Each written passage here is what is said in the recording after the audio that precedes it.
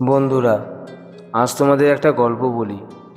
আশা করছি আমার এই গল্পটা শুনে তোমরা কিছু জানতে পারবে, নিজেদের জীবনে কিছু শিখতে পারবে, জীবনে কিছু করার উদ্দেশ্য আরও এগিয়ে যাবে।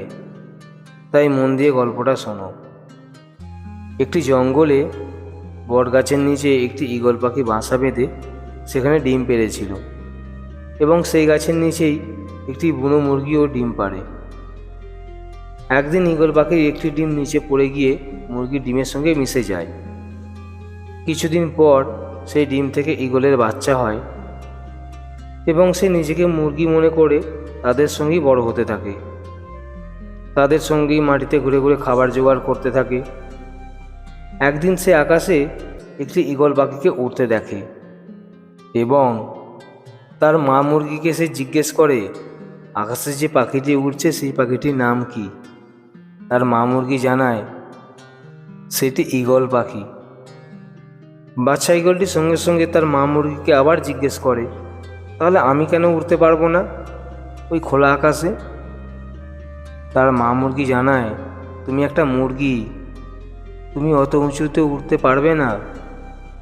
তারপর থেকে সেই ঈগল মুরগিটি তার মার কথা মেনে নিয়ে মুরগির মতনই জীবনযাপন করতে থাকে এবং একটা সময় সে মারা যায়। বন্ধুরা, এই গল্প থেকে তোমরা কি কিছু বুঝতে পারলে? হ্যাঁ, ঠিকই ধরেছ।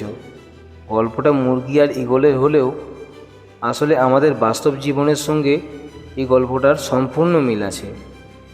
আমরা যখনই নতুন কিছু করতে যাই, যখনই কিছু করার চেষ্টা করি, কেউ না কেউ আমাদের সেই কাজে বাধা দিয়ে দেয়। তারা আমাদের এটাই বোঝায়, তোমার দ্বারা এটা সম্ভব না, এইটা করলে এই সমস্যা হবে। আমরাও তাদের কথা মতো সেই কাজ থেকে পিছিয়ে আসি এবং সারা জীবন নিজের কর্মজীবনের সঙ্গে সংগ্রাম করতেই থাকি। আমরা নিজের থেকেও বেশি অন্যজনের কথা বেশি বিশ্বাস করি, কারণ আমাদের নিজের উপরেই বিশ্বাস থাকে না।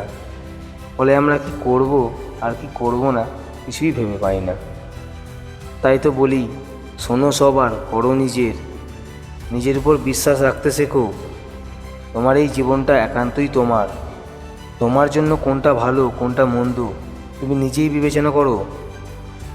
কোন জিনিসটাই তোমার আগ্রহ বেশি, কোন কাজটা করতে তোমার বেশি ভালো লাগে, কোন কাজটায় তুমি সফলতা পাবে, তুমি নিজেই সেটা ঠিক করো। তোমার সফলতার চাবি তুমি নিজেই। আজকের পর্বটা এই পর্যন্তই। আসছি পরের পর্ব নিয়ে। সবাই ভালো থাকবে, সুস্থ থাকবে, এবং আমার এই ভিডিওটি যদি ভালো লেগে থাকে তাহলে অবশ্যই ভিডিওটি লাইক করবে এবং আমাকে কমেন্ট করে অবশ্যই তোমাদের মতামত জানাবে।